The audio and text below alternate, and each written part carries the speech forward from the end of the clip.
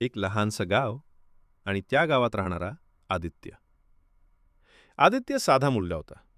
ना खूप हुशार, ना खूप मागास.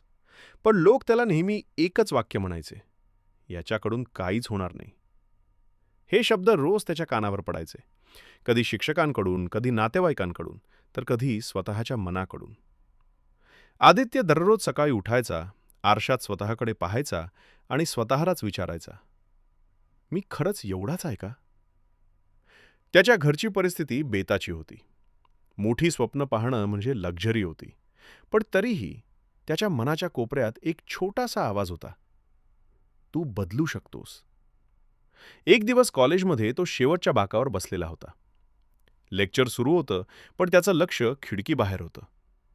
तेवढ्यात प्रोफेसर म्हणाले, success is not about talent, it's about consistency. हा एक वाक्य आदित्यच्या मनात घर करून बसलं. त्या दिवशी घरी आल्यावर तो पहिल्यांदा वही उघडतो आणि वर लिहितो, आज नाही, पण उद्या मी नक्की बदलेन.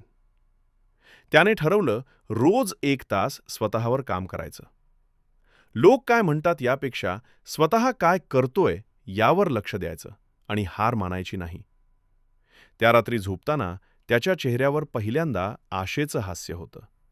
कारण ही होती शून्यापासून सुरू झालेली सुरुवात.